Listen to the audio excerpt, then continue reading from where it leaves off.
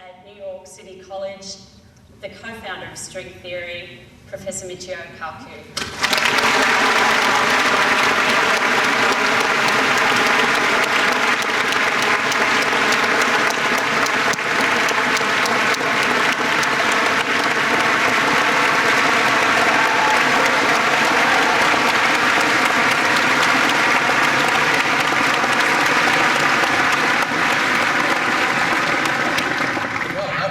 After such a great introduction, I can't wait to hear the speaker myself. Yes, you and me both. I hope that this carbon dioxide isn't going to affect the people in the front row this evening. If they start to drop, then we'll know you're in trouble. Just hold your breath for as long as you possibly can. Professor Kaku, you are by any measure a pretty amazing person. You take science that's been going on in your head for so long, but you don't just stick with your own field of theoretical physics. You branch out and tackle a whole lot of other areas. And the latest thing that's really caught you, or caught your attention, is the future of our minds, this idea of consciousness. So your book, The Future of the Mind, that some people have been lucky enough to get a copy of before it's sold out, suggests that we might be able, and this sounds crazy to a lot of us, we might actually be able to encode our consciousness in the same way that we've mapped the genome. We might be able to do that with human consciousness, but how's that possible when we don't even really know what consciousness is? Well, there have been over 20,000 monographs, essays about consciousness written by philosophers, theologians, ministers, scientists. Never in the history of science have so many devoted so much to produce so little. So in the book, I give a definition of consciousness. I'm a physicist. We like to measure things, quantify things.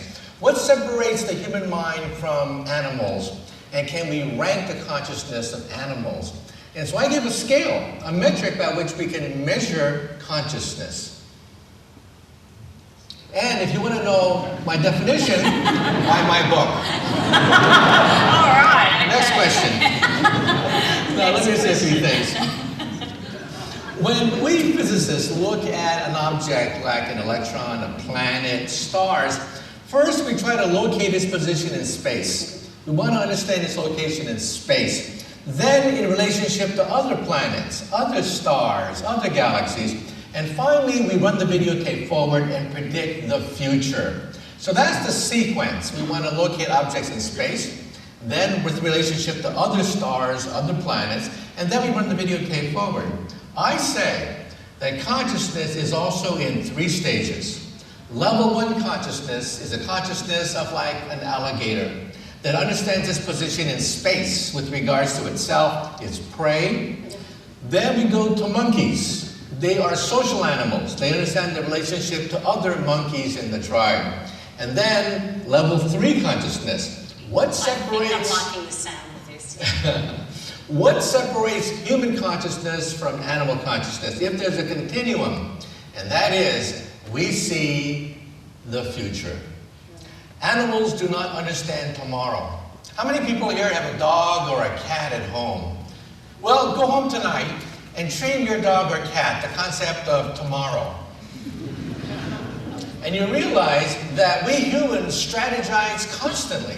We constantly try to figure out the future, while animals just want to know where their next meal is coming in the next few minutes. Kick the ball, yeah. And I guess maybe that's why they look so much more zen than us, because they have no choice. They are in the moment. That's the only place they can be. Right, and people say, well, if your theory is so fantastic, there must be things that are outside your theory, like humor. How can humor possibly be ranked in terms of space, relationship to other organisms or animals, and predicting the future? If you think about a joke, what makes a joke funny? Because you anticipate the ending. You mentally compute the ending, and when it's different, then you begin to laugh. Like, let me give you an example. Teddy Roosevelt's daughter in the White House years ago used to be the big gossip. And she would say, quote, "If you have nothing good to say about other people, then please sit next to me." That's kind of funny because we complete the joke. And then when the punchline is different from what we expect, then we laugh. Or W.C. Fields was asked the question, are you in favor of clubs for youth? And W.C. Fields says, well, yes, I'm in favor of clubs for youth, but only if kindness fails. Okay, before we start reciting a whole lot of great jokes from the 20th century, if we think of consciousness as, you know, we're talking about decoding it, you've got your 3 levels there. But when we look at being able to decode consciousness and make it like some genome on a chip or something, isn't it possible that consciousness is more than just DNA and code? Isn't it possible that there's something more to it, like some, you know, I don't know, maybe some spirits and soul or something? Well, we used to have a theory called dualism.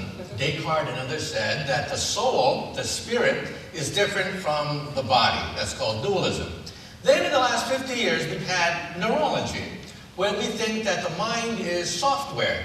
The mind is software running on wetware being the brain, software being the mind.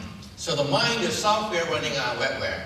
Now, however, now we're coming around the other direction, because President Barack Obama and the European Union have pledged €1 billion to create the connectome. The genome is a disk with all your genes on it. The connectome is a disk with all the neural pathways of the mind encoded and mapped. Your memories, thoughts, desires, all of it in one disk called the connectome. In other words, we're going back to dualism. That is, one disk containing your genome, a second disk containing your connectome with all your memories and thoughts. It's dualism. And when you die, then the question is, well, what happens to you? Your physical body may decay after you die, but your connectome lives on. In some sense, you have immortality. That's just, what if it ends up that all of the things that make up the connectome aren't you? What if there's, how will we know? I'm a physicist. We like to measure things and rank things. You have to give me a definition of this other thing, and then we will try to measure it. All right, well, I guess we'll get the CD first. For example, some people thought that we have a soul that goes to heaven when we die. Scientists have actually measured the body at the instant of death to see whether the body got lighter when you died. And we see basically no difference. So we like to measure things. To how many decimal points? Mass and energy. It might have been energy that was leaving, but you know. How long do you think it's going to take to have something like the connectome? How far along the track are we? Where are we at with it? Oh, well, right now with MRI scans, we can actually see thoughts ricocheting across the brain. And we can actually create crude maps of the structure of the brain. And we can even, by the way, we can even actually test old wives' tales, because there's a lot of folklore about the mind that can never be tested. Now we can. For example, it's an old wives' tale that when a man talks to a pretty girl, he starts to act stupid. You don't seem stupid at all to me right now. Well, it turns out that old wives' tale is exactly correct. You can see that blood flow to the prefrontal cortex actually drains when a man sees a pretty girl. I don't want to know where it's going. Yes, because mentally retarded. Anyway. Provable, measurable fact. Fantastic. So the study that you were talking about that was funded by Obama and the EU, that's one of a few studies that are looking at, are they taking different approaches to really look at the brain and consciousness? That's right. The European approach is different. They want to create a gigantic supercomputer that mimics all the basic functions of the human brain. And for example, at Livermore National Laboratories in California, we have a military computer called Blue Gene. And Blue Gene will be part of the European project to create a computer simulation of the human brain. The United States takes the opposite point of view. They want to actually map every single neuron. Every single neuron of the human brain. Every connection that it's got. Every connection, right? We're talking zillions. I don't even think that's a number. We can compute the number. There are 100 billion neurons in your brain, about as many stars in the Milky Way galaxy. Each neuron is connected to 10,000 other neurons. Yeah. So it's 10,000 times 100 billion. You can actually codify it. And if you were to create a supercomputer that can mimic that structure, that supercomputer would be the size of a city block of solid computers. It would require a river to cool, and it would require a nuclear power plant to energize it. Or a whole lot of solar panels. And yet, your mind only works on 20 watts of power. 20 watts. So when someone calls you a dim bulb, that's a compliment. A city block to replicate what happens in our, 3 kilos of... That's right. Take the Blue Jay computer, scale it up to a city block, and then that will duplicate what the human brain does almost effortlessly with 20 watts of power. So we've got this approach of really looking at the way the brain works by trying to get computers to simulate that. We've got the connectome, which is mapping all of the connections. Is there anything else? I mean, what if those two don't work? Is there a fallback position, or that's it? No, that's it. That's it. I think we've got a couple being covered there. Now, I would think it surprised me. Even though you've got no fear of going to the future of technology, to the future of things that we learnt about in Star Trek or that sort of thing. But I was kind of surprised that you went to the future of the brain because, my background's in biochemistry and physiology, that sort of thing. And so I'm used to thinking about the brain. What has physics got to add to or got to do with, how's physics helping this understanding of consciousness? The answer is everything. How is it possible that we would spend thousands of years theorizing about the brain, creating Freudian psychology and mysticism and phrenology, all these bizarre theories of the brain with no progress whatsoever, and then physics comes along and boom, within 10 years decodes most of the brain? It's because of MRI scans. Right. Because MRI scans allow you to go right into the thinking brain and look at blood flows. Looking at blood flows which mimic electrical activity, giving us maps of the brain as it functions. For example, take a look at mental illness. That's the reason why President Barack Obama wants to put so much money into this project to decode mental illness. The left part of your brain, the left temporal lobe, generates voices. That's what you do when you talk to yourself. The front part of the brain is your conscious part of the brain. You are aware of the fact that the left part of your brain generates a voice when you talk to yourself. In schizophrenics, that connection is broken. So there's no awareness that that's your voice. That's right. In schizophrenics, when they hear voices are generated by their own brain, but the conscious brain is unaware of it. Now, if you all of a sudden heard voices in your mind without your control, that's madness. Madness is nothing but the left part of the brain not talking to the front part of the brain. That's what madness is. And so there's a real, at least one drive that's got a real benefit to humanity of understanding more about consciousness in terms of looking at... That's right. And if you want to see schizophrenia, just go to downtown. Right. Just go to any county Brisbane, jail. obviously. Sydney or Melbourne, yeah. Any of the homeless people, the petty criminals are schizophrenics. Yeah. They talk to themselves, classic schizophrenia, and we're beginning to understand that the miswiring of the brain is responsible for many types of mental illness. And so I guess once we know the wiring and we can look at the wiring that works and wiring that doesn't, there's hope for doing some rewiring. That's the goal anyway, right? Be able to rewire the brain. So one other thing that you look at in the idea of consciousness and getting it onto the connectome is really consciousness existing outside of the brain. That's right, and also enhancing consciousness. You realize that there have been people who have had injury to the left temporal lobe, and they become super geniuses in mathematics as a consequence. Injuries to the left temporal lobe. Now, after today's lecture, do not pick up a hammer. And do not bang yourself on the left temporal lobe, hoping to become a super genius. Okay. But it has happened on a number of occasions, well-documented cases, where damage to the left temporal lobe will induce super mathematical genius. Incredible. So, before we leave the idea of consciousness, you said before about humour. What about personality? Is it your feeling, scientifically, that if we had the connectome, if we had the neural mapping, that our personality would be encoded in there, and something as personal as religious faith? I'm an atheist, but I'm interested in how people, in how this relates with our consciousness. Is it your feeling that those things would all be in there? Well, it turns out that for people who have epileptic lesions of the brain, 10 to 20% of them suffer from hyper-religiosity. You can go to hospitals where you have stroke victims, people with accidents, epileptic lesions, and many of them will say that every time there's a misfortune, like it rains, there's a spirit that willed it. It's basically punishment. Punishment for something you did. You fall on the floor is punishment. And you can actually induce this mechanically with radio. We have created the God helmet. A helmet that you put on that shoots radio waves to induce these epileptic lesions temporarily, and they become hyper-religious. They believe that they're in the presence of a God, a presence of a super being. Have you tried one on? No. However, an atheist was put in the God helmet.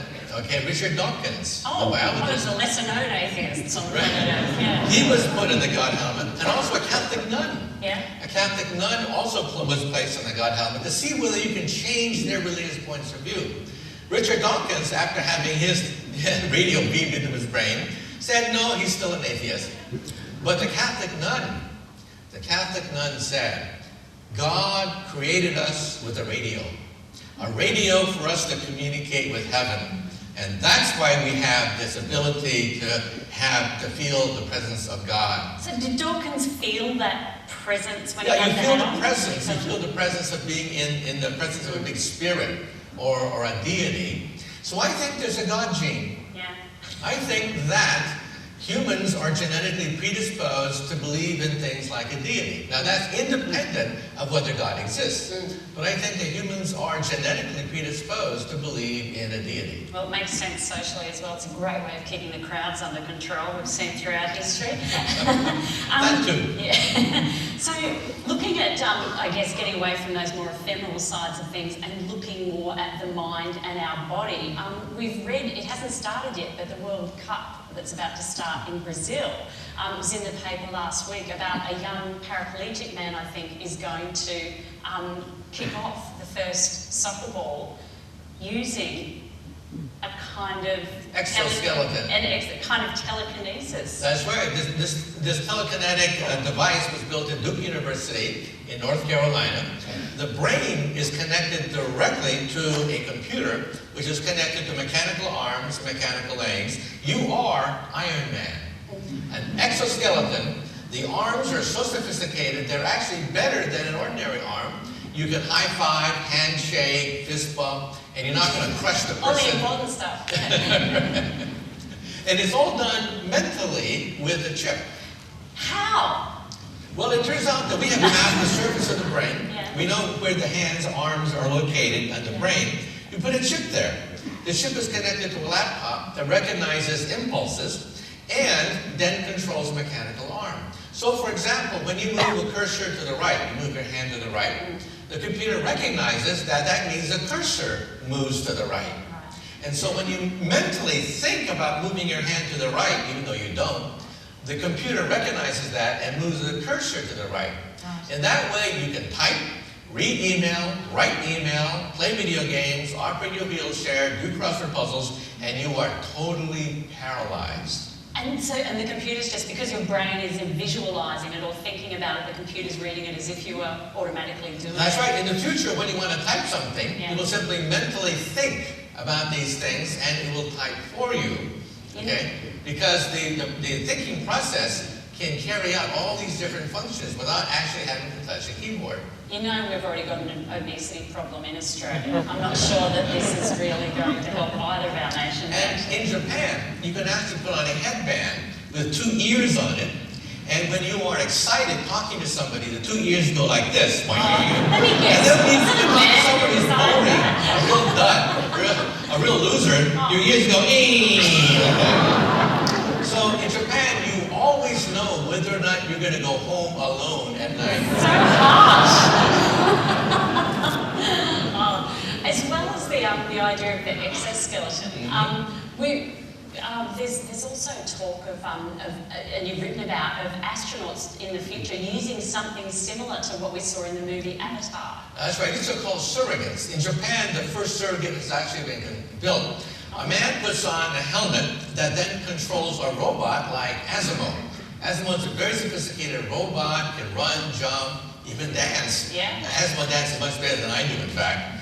We can see that if you want to. Right, there's videos of me with Asimo. And this person can mentally control a robot. Yeah. That could be the future of the space program. Why is space so expensive? Because life support is so expensive because you have to make sure the astronaut doesn't die in outer space. And of course the astronaut has to come back. Robots don't have to come back. And so we can have robots on the moon controlled by an astronaut sitting in his hot tub in his living room. The obesity problem's not getting any better. I think we need some of these things to be controlled by exercise bikes or something.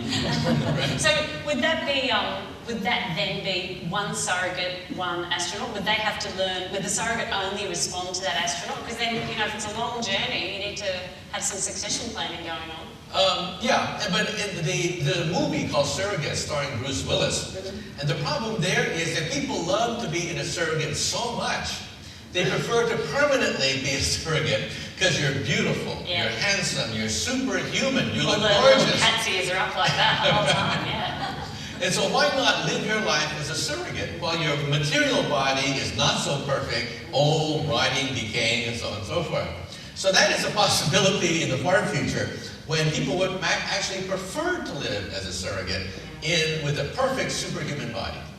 Okay, so one aspect of the mind we've looked at telekinesis. We've looked at this idea of connecting the mind. What about memory? Where does memory fit into this whole thing? It turns out that we can now, just last year, for the first time in history, record a memory and upload a memory. This is right out of the movie The Matrix. So this is a possibility Can I that just ask, do you get all of your theoretical physics ideas from movies, or just for the book? Yeah. The movies follow what's happening in science. Scientists speculate about these things. Science fiction writers get wind of this and make whole novels about this. At Wake Forest University, North Carolina, last year, they took a mouse, trained the mouse to drink from a beaker of water. Then they recorded on the hippocampus. The hippocampus is about that big, the center of the brain. That's where memories are first recorded. They simply recorded the memory of a mouse drinking. When you say recorded the memory, do you mean like, you know, when we see those wave That's patterns? right. Okay. They just tape recorded it. They didn't know what the memory was. They just tape recorded the memory. Then, after a while, the mouse forgot the task. They reinserted the tape recording back into the hippocampus, and bingo, the mouse learned on the very first try. Now they've done at MIT, they put a false memory into a mouse, and a false memory was also registered. The short-term goal is for, well, next is monkeys. Primates will have their memories recorded, and after that, Alzheimer's patients. Because a brain pacemaker is the short-term goal. A brain pacemaker where you push a button, and all of a sudden you know where you live, who you are, who your relatives are, because in the future we're going to have tens of millions of Alzheimer's patients, many of them wandering the streets, not knowing where they live. And so this is the short-term goal, a brain pacemaker. And so would it have the wave signals on that pacemaker and just feed them in? That's right. We don't know how to record, we don't know how to decipher all these squiggles on that tape recording. It's much too complicated. We simply tape record it, reinsert it, and it works the first time. So has it worked? Have they done experiments where they've put a memory in, not a memory that was forgotten, but a memory that was never known before? Like if They did that at MIT. The first false memory was implanted, which raises ethical questions. Right. Because in the future, our criminal justice system may be shaken to the core because people may have incorrect memories, false memories, put into their mind without their permission, and they will think they committed a crime. They think that they pulled the trigger of a gun when they didn't. Because our justice system is based on eyewitness accounts. If you cannot trust eyewitness accounts, that shakes the foundation of our criminal justice system. So we're going to have to put little disclaimers on memory saying that this is a false memory. This never happened. This so it would be like vacation. a watermark in your memory, so you know that it's something that's come in there and it may or may not have happened. Right, you will have to know which memories are real and which memories are fake. Okay, I don't see any problems with that at all. You're keen to sign up for that one. So the kind of mind mapping that we're talking about now, there's all this work that's being done looking at the physical structure and our understanding of consciousness and memory. That's different from the big focus 15 years ago on artificial intelligence. Well, artificial intelligence, even though it's moving very fast, came up against a barrier. The human mind is much more sophisticated than we previously thought. For example, the common sense problem. We know that water is wet. We know that strings can pull, strings cannot push. We know that mothers are older than their daughters. Then the question is, how did you know that? Where in a line of Michio Kaku calculation? just told me, he doesn't lie.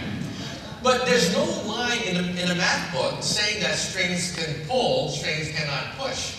Where does it say in a math book that daughters are younger than their mothers? But this is common sense. How do we know common sense? We know common sense because we bumped up against reality. But computers have not. Therefore, you have to encode all these lines of common sense into a machine. And that's the basic problem. It turns out that it takes hundreds of millions of lines of common sense to duplicate the common sense of a 4-year-old child. A 4-year-old kid does more common sense than our most advanced robots. So it's not a problem of their capacity to do any of the high-end stuff, it's the really basic, that's a mother, that's a child. Common sense, the rules of logic, physics, biology, things we take for granted, robots don't understand. That was a top-down approach. The top-down approach was to codify all lines of common sense, put it into a computer, and the computer suddenly says, I am aware, I am alive, I think. That approach failed. Now we take in the bottom-up approach. Learn like evolution. How did evolution do it? By bumping into things. So we have insect-like robots that learn to put their feet in front of the other foot, that learn how to bump up against objects and navigate around the room, and they're on Mars now. The Mars rovers represent the new philosophy of bottom-up rather than top-down. All science fiction writers thought we would have mechanical robots walking on Mars. Nope, too hard. We have bug-like robots walking on Mars today. So that's the vindication of the approach using evolutionary theory. And I guess that combination of evolutionary, and you're talking about bottom-up building, so nanotechnology is a perfect fit there, you know, building from self-assembling molecules and things, that's all got to fit in it. That's the goal, to create a nanobot, which would allow me, for example, to take something like this, rearrange a whole of molecules, and from this create a table. That's the goal of being able to change one object. A very tiny table, Michio. That's all I'm saying. We'll take a lot of glasses, of course. This is the replicator. Now, the nanobot is an object which is microscopic, would take apart atom for atom, something like this, and rearrange it into something else.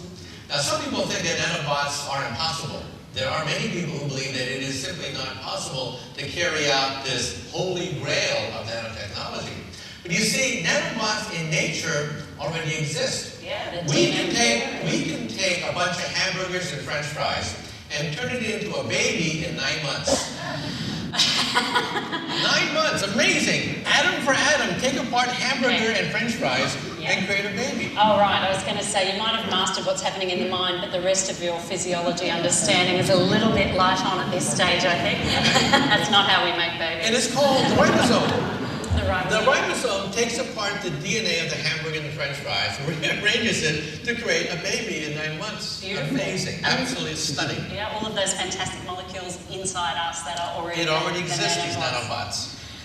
What do you think is going to be the end result of all these things that you've been talking about with consciousness, with the mind, with physicists and neuroscientists and biochemists all working together? What's going to be the end result of that? What are you excited about? The end product of all this enormous progress is to change civilization itself into what we call a type 1 civilization. We're not in type 1 now? No.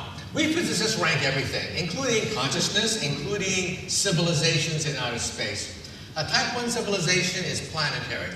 They control the weather. They control volcanoes and earthquakes, like Buck Rogers or Flash Gordon. That's type 1.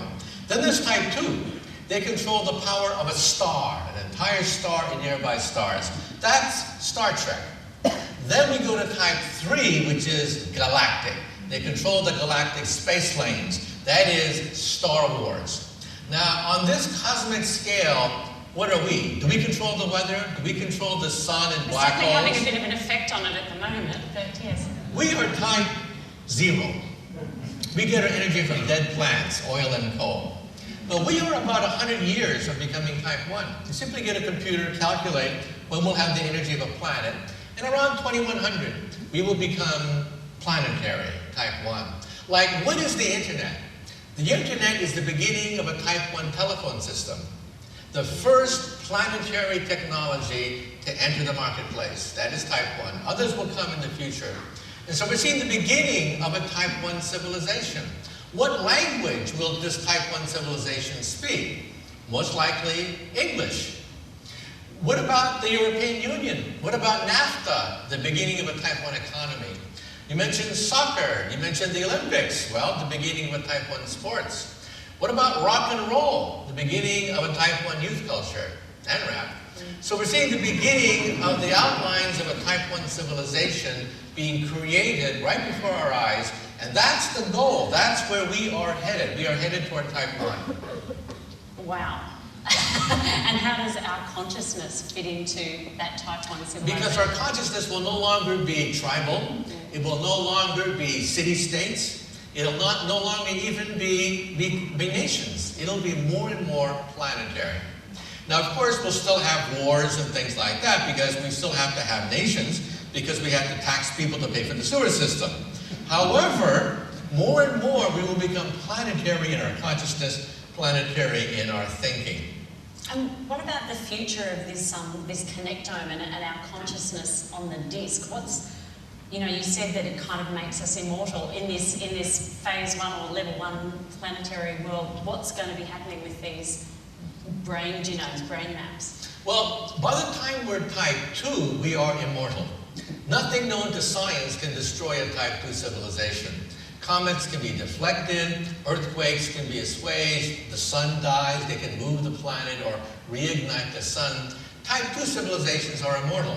But even in our type 0 civilization of today, we still have all the savagery of the past. By the end of the century, we may have the ability to create some form of immortality. I think an intermediate stage is to create a library of souls. When you go to the library today, there are tape recordings of people who've died, who've left their thoughts on a tape recording. In the future, they will leave their connectome in the library. So you'll be able to talk to Einstein, have a very interesting conversation with Roosevelt or Churchill, because their thoughts, their connectome will be in the library, and you'll be able to talk to them, to get wisdom from people that have long died. Before people start booking their places for that discussion with Einstein, I think this will only apply for people who are born then, not back 150 years ago. Right. Yeah. Einstein too, which could well be you. So you wrote in your book about encoding consciousness and on a hologram and shooting it into outer space. Why? One of the goals of science fiction writers is to encounter aliens that are totally immaterial, beings of light that whisk across the galaxy at the speed of light. Normally we would say, ha, humbug, that's a bunch of nonsense. Intelligence whipping across the galaxy at the speed of light. But if we have the connectome in the coming decades, we can encode that onto a laser beam. Laser beams already encode the internet. Most of the internet is already on laser beams. And shoot it into outer space. So in 1 second, you're on the moon. 1 second, you're on the moon. No booster rocket, no weightlessness, no meteorite impacts to worry about, no catastrophic accidents like in the movie Gravity. 1 second, you're on the moon.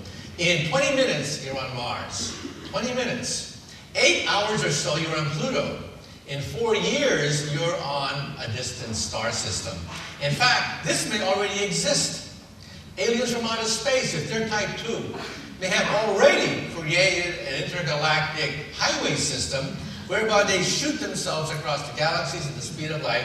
And we're so stupid, we don't even know about that. We just need to start hacking and get those lasers decoded and see who we're meeting already. No? No, because we're so stupid, we don't know the frequencies they use. Right. Just start. And we listen to radio. We listen to radio. They probably shoot their consciousness on laser beams because that can encode their entire connectome. Wow. And so they may have a relay stations across the galaxy. The laser beam comes, you download the consciousness into a robot, and you simply walk on the robot as a surrogate with superhuman powers, breathing noxious gases, living in a harsh environment, in a robotic body with the consciousness of the original person on the home planet. This may already exist. It's not me, I can guarantee it. I don't know if it's anyone here tonight, but it's pretty mind-blowing stuff. It's absolutely incredible. Would you do it? Would you pop your consciousness? Well, people sometimes ask me, would I want to be an astronaut and go into outer space? Nope. No way. 1% failure rocket, 1% failure rate in booster rockets going into outer space. We've had 2 major space shuttle accidents right on schedule. We've had approximately 200 launches of the space shuttle, 2 catastrophic accidents. That's a 1% accident rate, and that is normal for the space program. We're 50 years into the space program. We cannot get it down less than 1%. So do I want to go into outer space? However, on a laser beam, why not? In 1 second, you're on the moon. Surf the galaxy, it sounds great.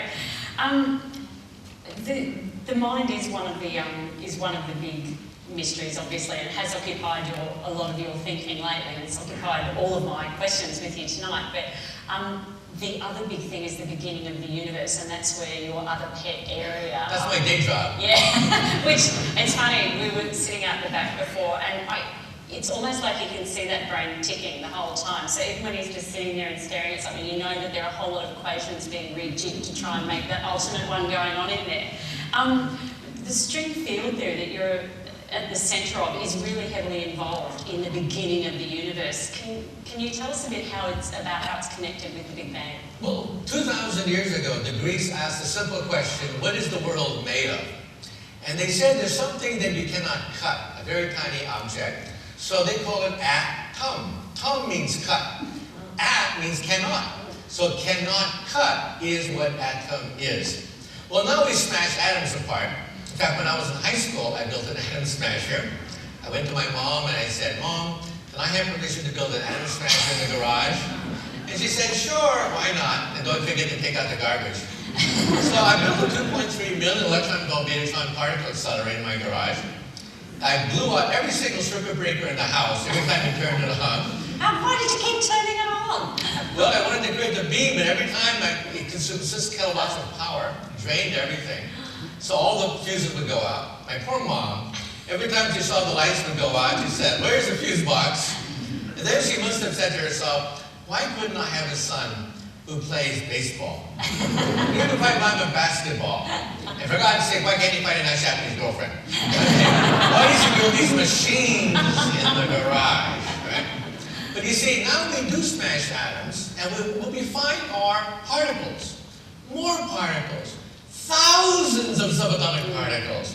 In fact, when I got my PhD from Berkeley, I had to memorize the names of all these darn subatomic particles. We were drowning in subatomic particles for decades. J. Robert Oppenheimer, the father of the atomic bomb, once said, quote, the Nobel Prize in physics should go to the physicist who does not discover a new particle this year. Well, now we think that all of it can be summarized with string theory. So if you ever get a PhD from Berkeley, I hope all you would have to do is say, string theory, and get your PhD. Okay, look, if they're up for that, I'm totally open for it. Yeah, I'll ring Berkeley. Because if I have a rubber band, there are a lot of frequencies I can put on a rubber band. Each frequency corresponds to a particle. The electron, the quark, the neutrino, the Mills particle, the Higgs boson, all of them are simply different musical notes on a tiny vibrating string.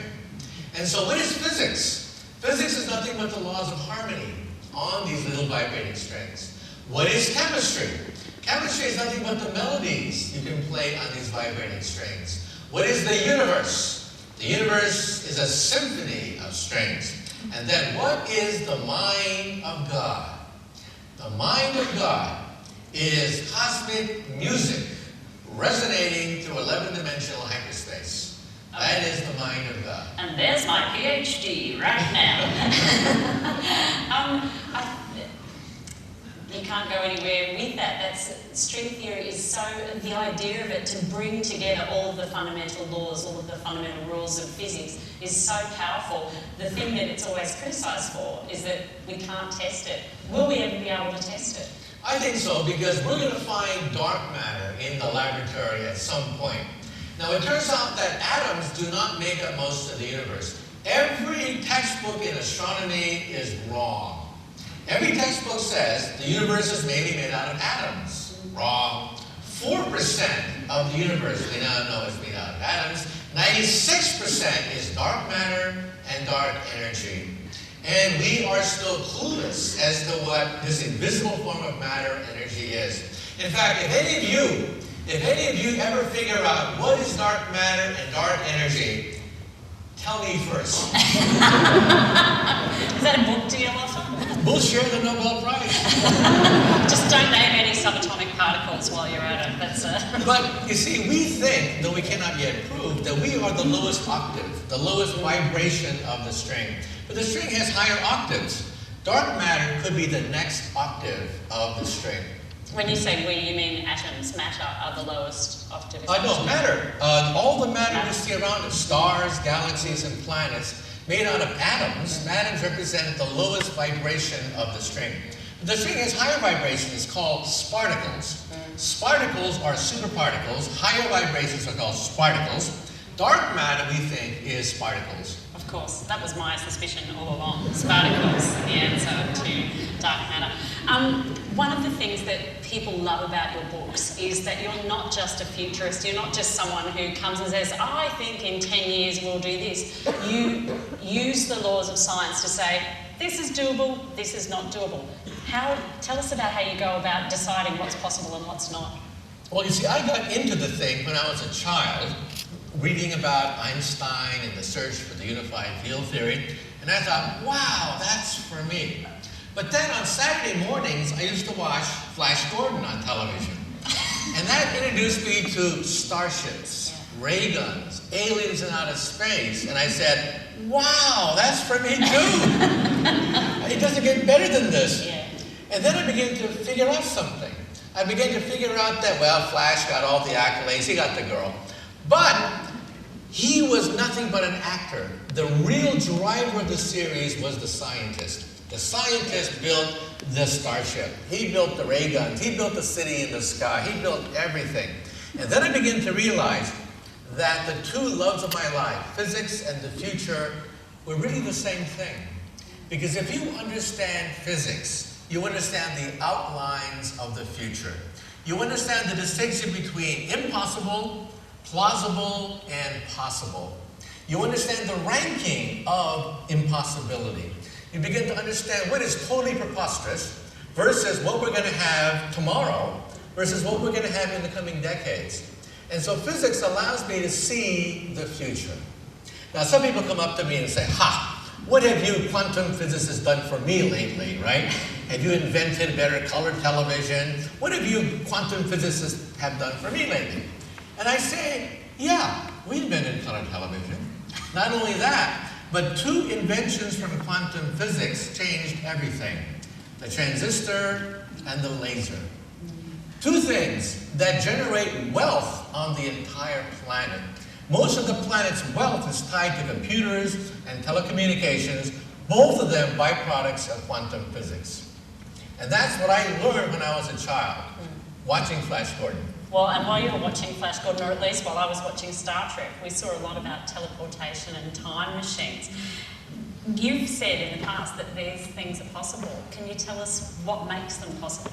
Well, quantum teleportation exists already. We can zap a cesium atom, or rubidium atom, and have it materialize over there. The information goes from one point to another point. And I actually took a film crew from the Science Channel, and we filmed it. We filmed it for the Science Channel, the act of teleportation. However, one cesium atom does not make a human being. No. We're made out of trillions of atoms. So it'll take quite a while before we can teleport a person across the room. And in the right order. We've all seen that in Galaxy Quest where it's bad, you don't want to go there. What about time machines? What are they? Because there are some constraints on time machines, aren't there? It turns out that even in Einstein's equations, they allow for time travel. In 1949, Kurt Gödel, one of the great mathematicians of the age, found the first time travel solution in Einstein's equations. 1949. He found that if the universe rotated, if I have a rotating universe, and I rotate along with the universe, I can actually come back before I left. In other words, time travel. He showed the solution to Einstein, who was his next door neighbor. Did Einstein have the same expression I've got on right now, which is what? No, Einstein took it very seriously. In his memoirs, Einstein says that yes, it does appear as if my equations, general relativity, allow for time travel. But he said, we can dismiss them on physical grounds, meaning that the universe expands, it does not rotate. If the universe rotated rather than expanded, time travel would be commonplace. But since 1949, we've discovered hundreds of other solutions which allow for time travel. This means you can actually go backwards in time, meet your teenage mother before you're born, and she might fall in love with you. Now, if your teenage mother falls in love with you before you were born, you're in deep doo-doo if that happens. Not only that, she'd be a lesbian, in my case. So, then the question is, how practical is a time machine? And that's the killer. There's always a catch someplace. It turns out that to create a hole in space-time requires energy on the scale of a black hole. That's to create the gateway to the past. Then you have to stabilize it. You have to make sure it doesn't collapse on you when you go through the time machine. That requires negative energy, a very exotic form of energy that we can create only in microscopic quantities in the laboratory. So in other words, don't think that any inventor in their garage is going to invent a time machine. But it may be physically possible. Then the question is, how do you get around this paradox of going backwards in time and killing yourself as a child? If you commit suicide as a child, how can you grow up to be an adult to go back in time? The way we resolve the paradox is, time is a river, but the river of time can fork into two rivers. When you go backwards in time, you jump stream from one river to the next. And when you kill that little kid, when you lose yourself as a child, that is not really you. That is a carbon copy of you in an alternate universe. So is this the multiverse that we're talking about? This is the multiverse, right? This is where string theory is going. In fact, just a few months ago in the South Pole, scientists detected radiation from the Big Bang itself, gravity waves from the instant of creation. But that means that the Big Bang was a quantum event. That's what it proved. But you see, quantum events, if they happen once, can happen again, and again, and again. Meaning that Big Bangs are probably happening even as we speak in some distant universe. Meaning that we have a multiverse of universes. This is the new paradigm shift in cosmology, away from a universe, a one-world theory, into a many-worlds theory. This is the quantum leap that we scientists have taken just in the last 10 years. Well, I have to say, my brain is just about as full as it could possibly be. In this universe. Yeah, it's really chilled in some other universes where I've got a PhD from Berkeley in string theory. What are you working on now? You've done so much with, the books on the mind, on the future of technology, what's possible, what's not. You're constantly, I'm sure you're even doing it right now, working on string theory right now. What's next for you? Well, in 10 dimensions, we have a very good understanding. No, don't start big. Just in 10 dimensions. In 10 dimensions, we have a very good understanding of string theory. Yeah. There are 5 string theories in 10 dimensions. Each one has an equation 1 inch long that describes the entire theory. There are 5 of them. That equation, by the way, is my equation. That's string field theory. I created that with my colleague.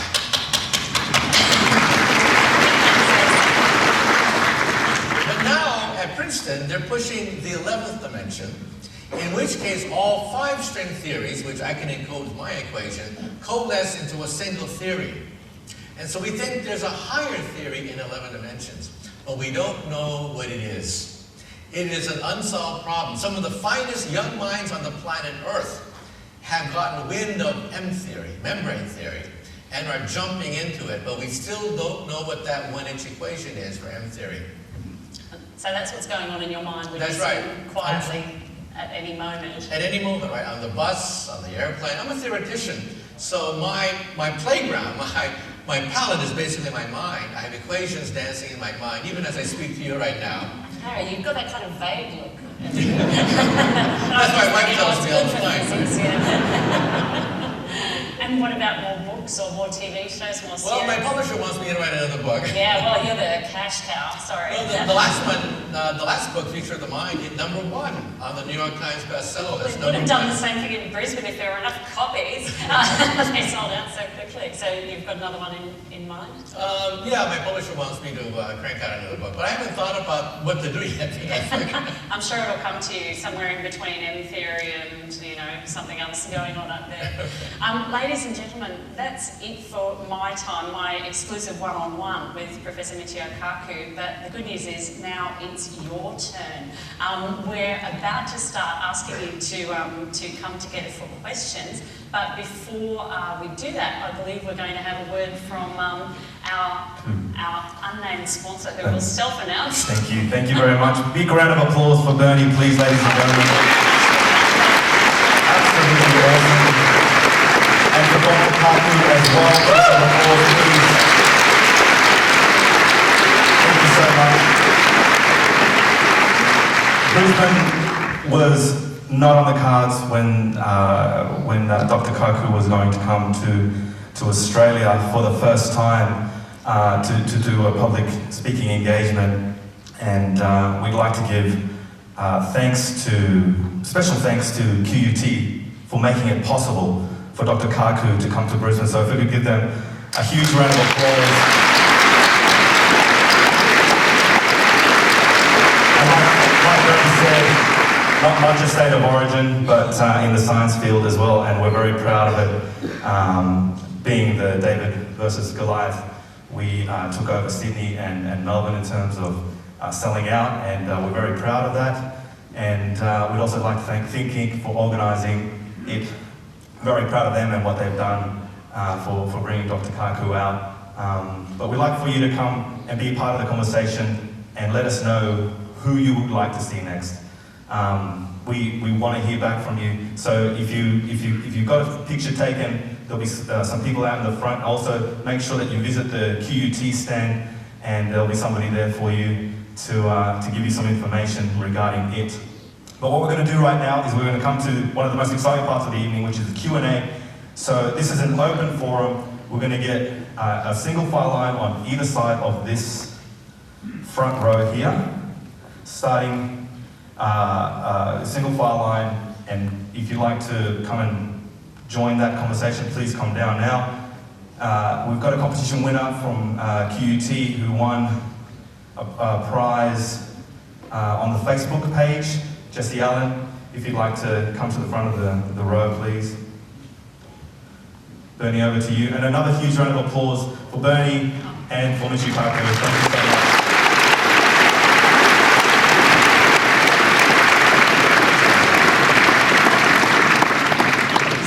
Thanks so much, Bernie. I'll stick with this. Oh, is that on? Yeah, okay.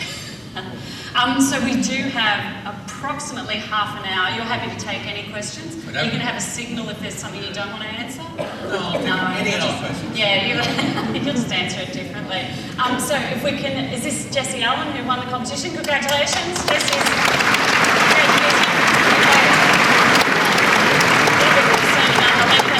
Jesse, your question. Right, thanks for a great talk. Oh, have you got a microphone? Yep, that PhD. Put it to use now.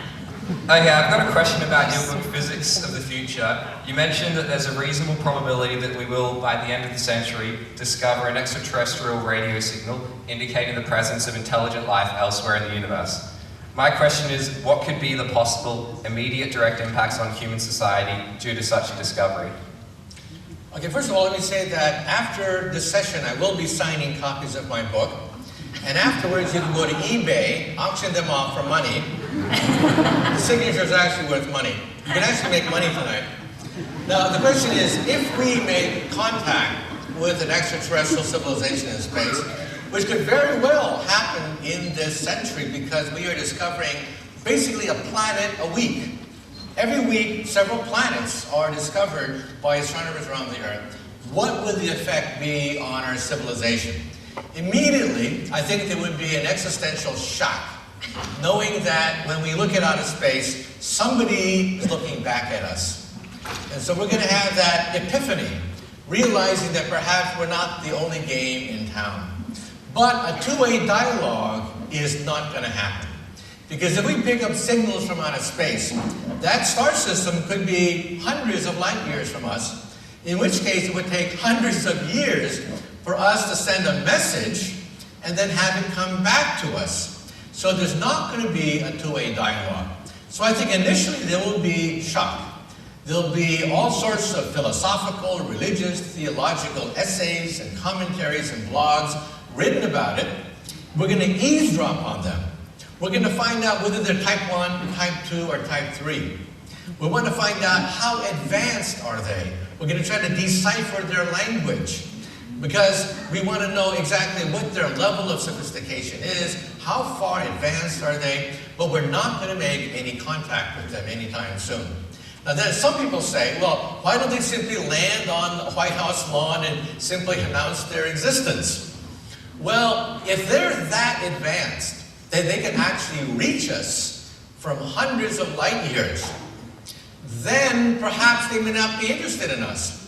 If we walked on a country road and see an anthill, do we go down to the ants and say, I bring you trinkets, I bring you beads, I bring you nuclear energy, take me to your ant queen?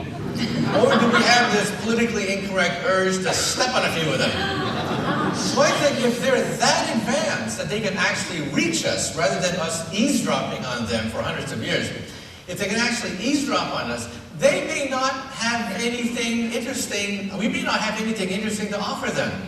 I mean, would we talk to the deers and raccoons of the forest? Probably not. We might be interested in making contact with them, but after that, nothing. Now, you're the theoretical physicist, but I've just done a quick calculation, and if that's how long it takes us to answer a question, we'll be finished here by about next Tuesday at 3:15. Okay. So let's move on. We'll go to our next question over here, and keep the questions quick and move through the answers. Thank you. Hi, and thank you for your presentation and all the work. Skip all that. Question. My one question is, what are your thoughts on population growth in the modelling, right? Given what the prolific Al Bartlett said in his The Essential Exponential. Thank you. The answer is yes. Next question. No, well, let me say that there were projections in the 1960s that by the year 2000, the whole Earth would be engulfed in chaos, revolutions because of the population explosion. We found something opposite. If you take a look at Japan, Japan is actually shrinking in population right now. If you look at the birth rate and death rate, it's actually shrinking. Europe is next. Germany, Austria, Switzerland, they're going to be next. They're going to be shrinking very, very soon. And the reason, of course, is the birth rate has been falling because the world's greatest contraceptive, as we now know, is prosperity. Once you become prosperous, you don't want to have 10 kids anymore. You want to have 1.2 kids, okay? And that's what's happening. So these predictions are flattening out. UN predictions once had this exponential curve. Now the curve is beginning to flatten out slowly, so there is hope. And even countries like Bangladesh, where there is no prosperity, its population rate is also slowing down because of the education of women. So three factors have changed things: prosperity, urbanization, and the education of women. So there is some hope. And as the 9th of 12 children, I'm glad that it didn't happen retrospectively. So now we're at Tuesday, 4:30 p.m. Yes, your question, please. Thank you, Dr Kaku. I'd be interested listening to you in terms of what you've been saying about the mind and measurement, on your take on it. Why is it so old conundrum? If I split any body of ours into the trillions of atoms that make it up, none of them are alive in any sense that we would understand. But together, they are. Why is it so? Well, I think that the unit of consciousness, one unit of consciousness, is that of a thermostat. A thermostat registers temperature in the room, a very simple device. It doesn't require much computer power to build a thermostat.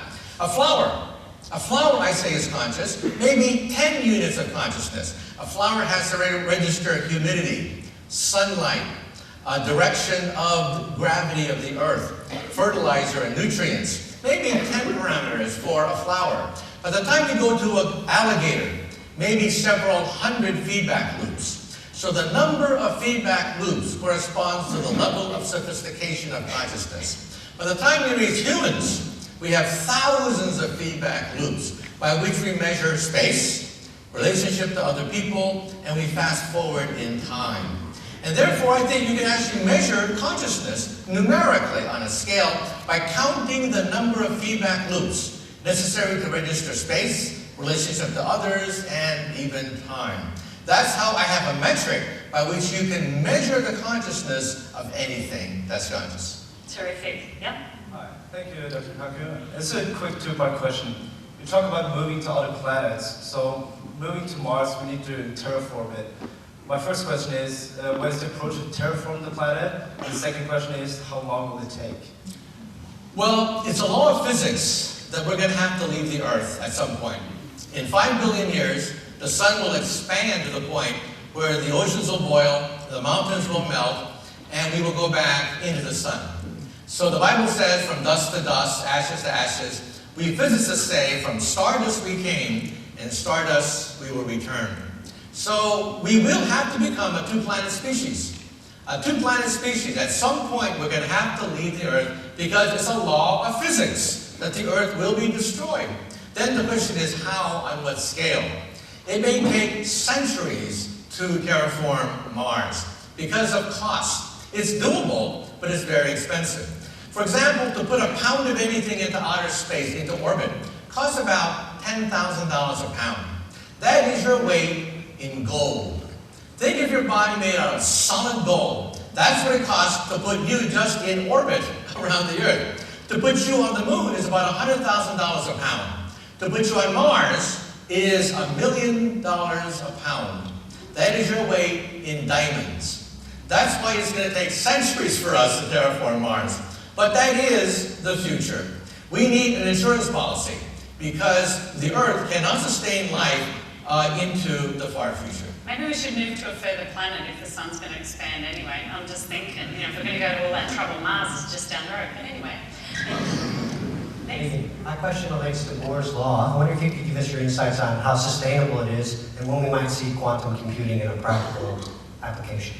Moore's Law is the reason why computers double in power every 18 months. However, it cannot go on forever. For example, take a look at computer power of 1969. We put 2 men on the moon in 1969. But ever see these old NASA videotapes? They had 64K processors back then. Dinosaurs. You have more computer power in your cell phone than in all of NASA in 1969. You're not going to send me into outer space backed up by one cell phone. It's criminal what we were doing in 1969. Sending humans into space backed up by one cell phone. Okay? Now, quantum computers is a possibility to replace silicon. Moore's Law is slowing down even as we speak. It is now the beginning of the end. Silicon Valley could become a rust belt in the coming decades because Moore's Law is slowing down. Silicon cannot sustain transistor technology to the molecular level. We have to have DNA computers, protein computers, optical computers, quantum computers, quantum dot computers. These are computers that we're looking at, but none of them are ready for prime time. Our most advanced quantum computer can compute on 5 atoms. It can calculate 3 times 5 is 15. That is the world's record for a quantum computer calculation. Doesn't sound like much, but here's a homework assignment. Take 5 atoms tonight and multiply 3 times 5 on 5 atoms. And then you realize how hard it is. We have a long ways to go. The CIA is interested. You can crack any code with a quantum computer, but it will take decades to create a quantum computer. And it's a race against time because Moore's Law is slowing down. Would you buy a computer knowing that it has the same power as last year's model? Probably not. Silicon Valley could implode unless we find a replacement for silicon. Thank you. Yeah. Hey, if you could create this distributed consciousness, would you not just download yourself to these surrogates and increase your productivity exponentially? Well, it is an option that one day we might be able to upload our personality, our memories into a surrogate, vastly increase our mental power and our productivity. My personal attitude is that science will give us options. Whether or not people choose to have their intelligence enhanced, memories enhanced, that's for future people to democratically decide. But already, because the first memory was uploaded last year, there are already now serious thought about uploading complex memories. For example, workers. Workers get laid off as technology marches forward. Why not simply upload new skills so that workers are not going to get laid off, because we can record these memories and insert them into the hippocampus of the brain. Or think of all the college students that flunked certain courses. Wouldn't you like to push a button and learn calculus? Okay. That is not possible today, but may be possible in the near future. So there could be enormous commercial application of this technology. Thank you. Doctor, you talked about time travels. How do we know time is an actual thing that exists instead of a physical thing that runs on your clock? Well, time is nothing but a parameter that measures change. It is change that is the basic physical quantity based on atoms. Time itself is the way we measure change. Now, when we measure change through time, it turns out that time itself can change. For example, in outer space, time can be slower in outer space. We measure this with the GPS system. Einstein's equations say that for satellites moving very fast, time slows down inside the satellite. We measure this with our GPS system in your cell phone. In fact, your cell phone will be useless unless it incorporates Einstein's special and general relativity. And so we know that time can be measured as a parameter which measures change, and this is reproducible. In fact, the atomic bomb is a direct consequence. One of the simplest consequences of the fact that time can change with your velocity is the atomic bomb. So we know that time is a parameter, but it measures change. Thank you. Hi, Dr. Michio. In your talk earlier, you mentioned that you defined 3 levels of consciousness. Considering the advancements that has been occurring in the field of neurology, in helping us understand our brains and in helping us possibly increasing our brain function, in your opinion, what would the level 4 consciousness be? Well, I thought a lot about level 4, but this theory I call the space-time theory of consciousness. Alligators look at space, monkeys look at relationship to other monkeys, we see the future. What could be beyond space and time? I don't know, but that's as far as I've been able to push it. And like I said, if you find level 4, then, let's talk after this talk, okay? Maybe we can write a paper together. G'day, Doctor, and welcome to Queensland. My question is on you say we're at stage 0 now, and the transition to stage 1, then stage 2 or stage 3. And I've heard you say before that the transition from stage 0 to stage 1 is the most difficult. Can you explain that a little further? And how could that be more difficult than stage 1 to stage 2 of controlling planetary systems? Right, the transition from type 0 to type 1 is the most difficult. Because the type 0 civilization has all the savagery, nationalism, sectarianism of our origin from the swamp. So we may self-destruct before we go to type 1. And there are many dangers facing us. Nuclear proliferation. The atomic bomb is proliferating in some of the most volatile, unstable areas of the Earth. That's not a good thing. Biogerms. What happens if one day someone creates the AIDS virus, which is airborne? Airborne AIDS could kill literally 98% of the human race. And then, of course, there's a long-term problem of global warming. So it's not clear that we will make it to type 1. In fact, when we go into outer space and visit other planets, maybe their atmospheres will be too hot because they had global warming. Or maybe their atmospheres will be radioactive because they had a nuclear war. Maybe that's why we don't see type 1 civilization trying to make contact with us, because maybe they self-destructed. So I think the transition from type 0 to type 1 is the most dangerous. We're entering that period now. But I hope that we will make the transition. And why do I hope that? Because what does the internet do? The internet spreads knowledge and political power to the masses. In other words, it is empowering. And when countries have democratic revolts and dictators are kicked out, it turns out that democracies never war with other democracies. Think of every war you had to memorize since you were in grade school. Every single war. They've always been between kings, queens, emperors, and dictatorships. Never between two major democracies. And so I think that as the internet spreads democracies and as dictatorships are kicked out, it'll create more peace because democracies do not war with other democracies. So I think there's hope there in terms of our making a transition to type 1. Thank you. Yeah. I'm sorry, are we allowing women to ask questions? Yes, please go ahead. Do you say that we'll be able to install software in our minds, eliminating the need to consciously study or practice the skill? What was the question? Can you just repeat it? Hold the microphone. Do you say that we'll be able to install software in our minds, eliminate the need to consciously study or practice the skill? In other words, are we going to get lazy and not have to learn things?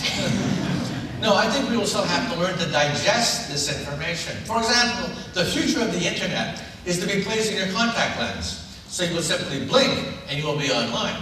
Now, of course, the first people to buy internet contact lenses will be college students taking final examinations. But that doesn't mean they can digest that information.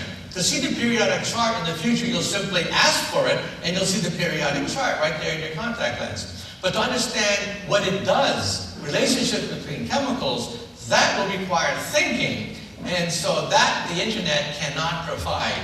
So in order to extract principles from data, that requires thought. So you could get through mindless exams like law, that'll be no trouble at all, it's just regurgitating stuff that's science, it's going to be a bit harder. Yeah, over here.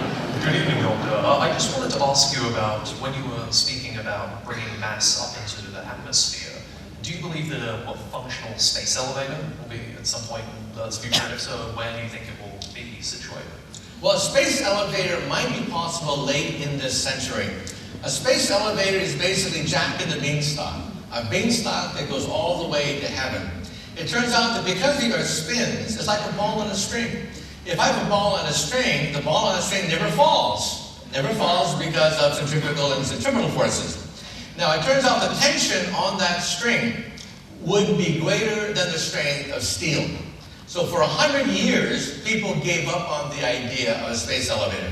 But now we have carbon nanotubes and graphene, things that are so tough that they can actually sustain a space elevator. For example, if I have a sheet of graphene, I can take an elephant, balance an elephant on a pencil, and put the pencil on graphene, and graphene will not tear. It is the strongest substance known to science, stronger than diamonds. The problem is, the largest amount of graphene that we can create in the laboratory, pure graphene, is about that big. Okay? So we have to take this amount of graphene and carbon nanotubes and create a fiber thousands of miles long. Then we can go into outer space by hitting the up button of an elevator. So I think by the end of the century, we may have mastered the technology of carbon nanotubes to create pure nanotubes that can take us to heaven. Hey, thank you so much for coming down. I have a question. I actually have an equation that I think is ridiculous. Apparently it's really important to string theory.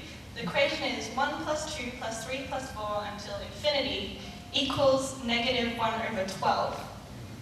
Is this something you believe? 1 plus 2 plus 3 dot dot dot equals what? Negative 1 over 12. Negative 1 over 12? No, I don't think that's right. I was calculating here, my finger doesn't seem to work out. No, that is what's called a divergent series, which means it's undefined. If I have a divergent series, I can get anything. I can show that 1 equals 0. I can prove that 1 equals 0 if I have two divergent equations and start to manipulate things that are divergent. So we physicists have to do what is called renormalization theory.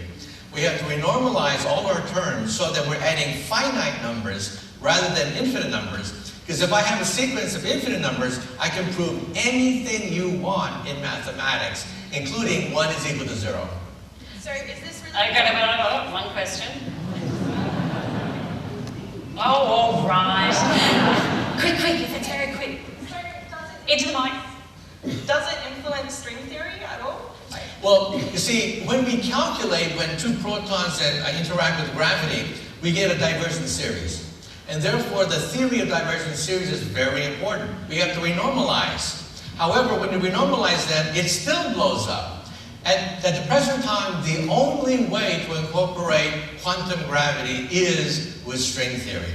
String theory allows you to get finite results so the whole series doesn't diverge. Okay? That doesn't mean string theory is correct. It just means that it's the only game in town.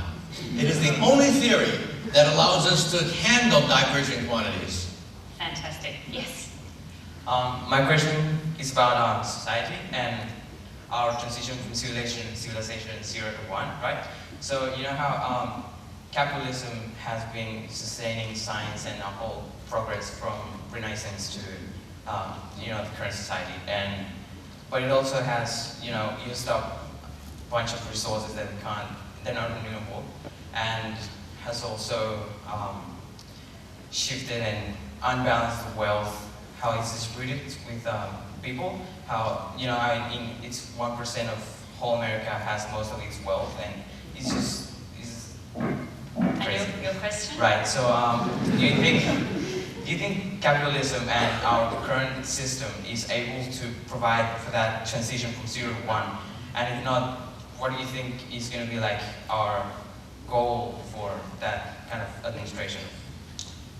Well, you ask a very difficult question. First of all, capitalism itself is making a transition from commodity capitalism to intellectual capitalism.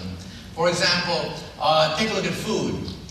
This morning you had breakfast that the King of England could not have eaten 100 years ago. Food is a commodity, and because of better containerization, shipping, mass production, food prices keep dropping every year, while intellectual capital, the product of the mind, is vastly increasing in cost and in value.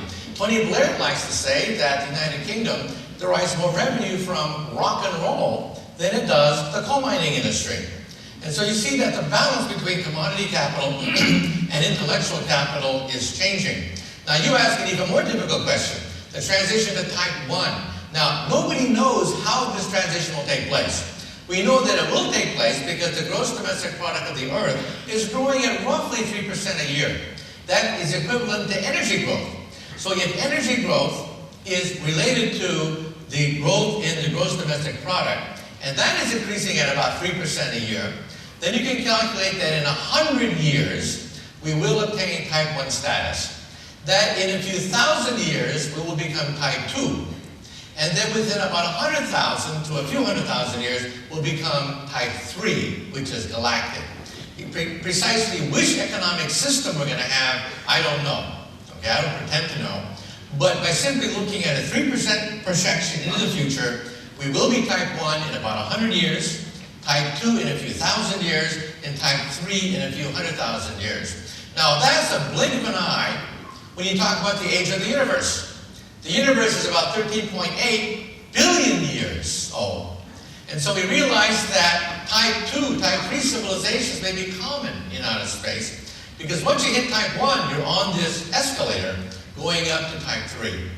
And then the question is, once again, where are they? Okay? I don't know. Time for a few more questions. Yeah. I love that you can go straight from string theory to advanced economics without even blinking. It's fantastic. Back to string theory. Thank you. I love that you're doing that. I want to ask about matter, antimatter annihilation. Right. And in regards to strings, is that an outer phase wave collapse of interference pattern? And You got to hang on. I think there's enough in that one. Okay. String theory contains matter and antimatter simultaneously. Now, we think at the beginning of the universe, there was this cosmic collision between matter and antimatter, and the leftover of this cosmic collision between matter and antimatter is us. We are the leftover. We're the tiny bit of excess of matter over antimatter because there was a violation of symmetry at the beginning of the universe. When the universe was created, it was in some sense perfect. It had all the quantum numbers of the vacuum, nothing. In other words, the universe probably came from nothing. What is the total energy of the universe? Well, we have positive energy of matter, negative energy of gravity. You add the two together, what do you get? Zero. The universe has zero energy. What is the net charge of the universe? Positive charge and negative charge. Well, they cancel out to give us atoms. So what is the net charge of the universe? Zero. What is the net spin of the universe? All the galaxies spin, right? But you add up all the spins, and what do you get? Zero. So the universe is consistent with coming out of nothing, except for matter, antimatter. Why are we here today? We're here today because there was a little bit more matter than antimatter, and we're the leftover. How is that possible? Because of something called CP violation. In other words, the universe was not quite perfect when it was formed. There was a mismatch between matter and antimatter, and that's why we're here today to talk about it. Beautiful. Thank you. Yes? Yep. Listen, I think everyone here already is very interested in science, but perhaps like me, they've got a friend that isn't so interested in science, and sometimes I find myself in conversations with people like that, one in particular. Every time I mention a new development in, she's a lawyer actually, every time I mention a particular advancement or you know, an article that I've read, her eyes kind of glaze over. So I wondered if you had any advice for those of us that have otherwise intelligent friends who have no interest in science or quantum physics and the relevance to them in their lives. Buy them a ticket for tonight's show, I would have thought. Well, really quick, science is the engine of prosperity. Why do we have all the riches we see today? Well, yes, we have industrialists, we have workers, we have hardworking entrepreneurs, but ultimately all science comes from, all wealth and prosperity come from science. For example, in the 1700s, what was long-distance communication in the 1700s? It was yelling out the window. What was high-speed travel in the 1700s? Getting stuck in the mud with your wagon, if you could get a wagon. But then in the 1800s, we scientists invented the steam engine. And with the steam engine came the Industrial Revolution, which changed the fabric of society, wealth beyond imagination due to the Industrial Revolution. And then we scientists created electricity, magnetism, and the internal combustion engine, giving us the 20th century, the century of electricity. And then more recently, we scientists worked out the transistor and the laser, giving us high technology. So if you take away the fruits of science, you're back to the 1700s, when yelling out the window was long-distance communication. So for people who don't like science, that's okay, it's a free country. Tell them that if they really don't like science, they should go out into the forest without toilet paper. Go out in the forest without all the convenience of science, because that's what science has done. It's just given us options that were unimaginable to our grandparents. Talk to your grandparents. Find out what it was like to live in a world before the telephone, before television, before long-distance communication.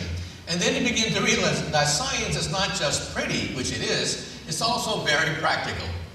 Terrific. I didn't think we were going to get to toilet paper tonight. I'm so glad we managed to. Yes, we've only got time for 2 more questions, so I'm sorry. Oh, I know, got ripped off. Yeah. Yes. Welcome to Australia.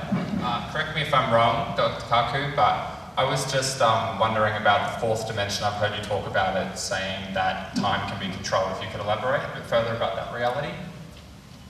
Well, we live in a 3-dimensional world. We can move forward, backward, left, right, up, down. Einstein gave us the idea of time. Perhaps time could be a 4th dimension, but are there dimensions beyond the 3 of length, width, height, and the dimension of time? And the answer is yes, we think so. We think it goes up to 11, that there are other dimensions. Now, some people ask a simple question. If the Big Bang gives us an expanding universe, then what is it expanding into? If the universe is everything there is, how can everything there is expand into something else beyond what is everything there is?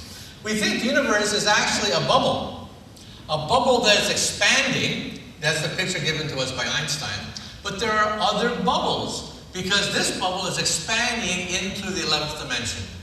We think that the true arena of the universe is 11-dimensional, and we think there are other bubbles. And when these bubbles collide, that's the Big Bang.